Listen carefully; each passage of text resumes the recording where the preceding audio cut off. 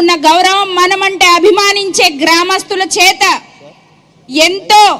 ఎన్నో ఆశలతో గ్రామ సింహాల్లా ఉంటామని సర్పంచులుగా ఎన్నుకోబడి గ్రామానికి సింహాలై కూర్చున్నాం.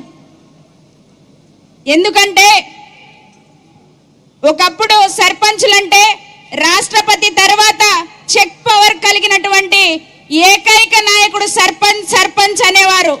ఇప్పుడు పవర్ లేని చెక్కుతో ఆ డమ్మీ చెక్ని ఎక్కడ పడేయాలో తెలియక చేతిలో పట్టుకుని తిరుగుతున్న సర్పంచులం మనం.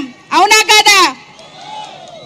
మరి అటువంటి సర్పంచ్ వ్యవస్థలో ఉన్నందుకు సిగ్గుపడాలో, సర్పంచ్ వ్యవస్థని నిర్వీర్యం చేస్తున్నందుకు బాధపడాలో, సర్పంచులుగా ఇంకా ఉద్ధృతంగా ఉద్యమించాలో, గ్రామాలకి రావాల్సిన నిధుల కోసం, గ్రామంలో చేయాల్సిన విధుల కోసం ఇక్కడ అనేక మంది మహిళలు నాతో పాటుగా స్టేజ్ మీద కావచ్చు, స్టేజ్ కింద కావచ్చు, కొన్ని వందల కిలోమీటర్లు దూరం నుంచి కుటుంబాన్ని సైతం వదిలి, పిల్లల్ని సైతం వదిలి ఈరోజు ఇక్కడికి వచ్చామోనంటే సర్పంచ్ వ్యవస్థ ఏ విధంగా నిర్వీర్యం అయిపోయిందో, ఏ విధంగా భ్రష్టు పట్టిపోయిందో అందరూ అర్థం చేసుకోవాలి.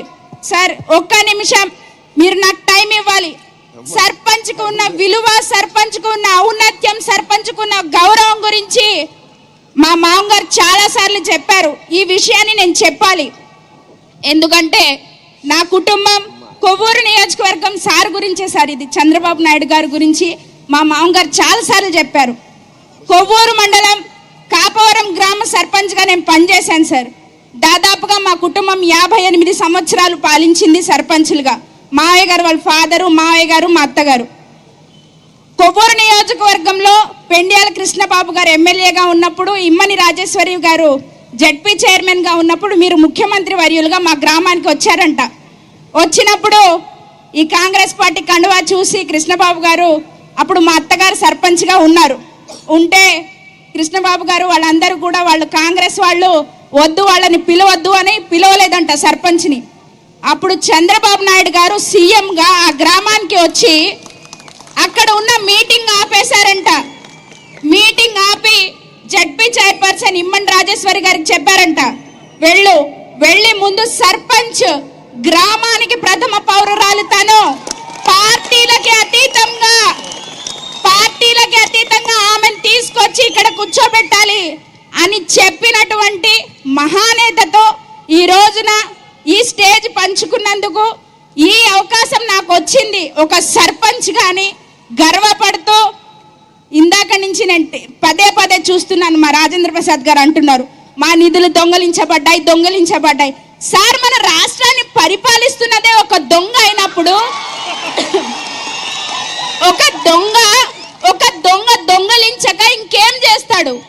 అది పంచాయతీ నిధులు కావచ్చు, యువత ఉద్యోగాలు కావచ్చు, అమరావతి రాజధాని కావచ్చు, పేద బడుగు బలహీన వర్గాల ఉపాధి కావచ్చు, మనకి రావాల్సిన నిధులు కావచ్చు, ఏదైనా కూడా ఒక దొంగ దొంగిలించకుండా ఇంకేం చేస్తాడు? మీరు ఆలోచించాలి. మీరు ఇచ్చిన ఒక్క నిమిషం టైం అయింది అనుకుంటున్నా. కాకపోతే ఇంకొక విషయం కూడా సార్, ఇక్కడ ఇంత అవకాశం వచ్చింది కాబట్టి, నేను ఈ కాంగ్రెస్ పార్టీ తరపున వచ్చినాను కాబట్టి నా కుటుంబం గురించి కూడా చెప్పుకోవాల్సిన అవసరం ఉంది కాబట్టి నా మామగారు పేరు రఫీవుల్లా బేగ్ గారు, అలాగనే మా చిన్న మామగారు విజయవాడలో టెక్నికల్ ఎడ్యుకేషన్ మినిస్టర్ చేశారు ఎంకే బేగ్ గారు. ఆయన తమ్ముడు కోడల్ని నేను. ఒక కుటుంబం నుంచి, ఒక ముస్లిం మైనారిటీ కుటుంబం నుంచి వచ్చిన అమ్మాయిని ఇంత ధైర్యంగా నిలబడి ఇట్లా మాట్లాడుతున్నా అంటే, దయచేసి మీరందరూ కూడా ఒక విషయం గుర్తుపెట్టుకోండి. సమయం లేదు మిత్రమా, రణమా, శరణమా, ఆలోచించుకోండి. సర్పంచులకి గౌరవం ఎవరిస్తారు? గౌరవం ఎవరు చూస్తారు మనల్ని గౌరవంగా అనేది ఆలోచిస్తూ ఒక చిన్న పాయింట్ సార్, ప్రతి ఒక సీఎంకి కానీ, ఎమ్మెల్యేలకి కానీ, పిఎంకి కానీ ప్రతి 5 సంవత్సరాలకి ఎలక్షన్స్ అవుతాయి. కానీ మన దౌర్భాగ్యం ఏంటంటే 5 సంవత్సరాలు దాటిన తర్వాత మనకి ఎలక్షన్స్ ఉంటాయో లేదో తెలీదు. స్పెషల్ ఆఫీసర్స్ పరిపాలన తీసుకొస్తారు. అటువంటివి లేకుండా సర్పంచ్లకు కూడా ఎలక్షన్స్ పెట్టేలాగా చర్యలు అందరూ తీసుకుంటే బాగుంటుందని కోరుకుంటూ జై హింద్. థ్యాంక్ యూ అమ్మా జైనా బేగం గారు. అలాగే చివరగా తెలంగాణ బొకే బొకే బొకే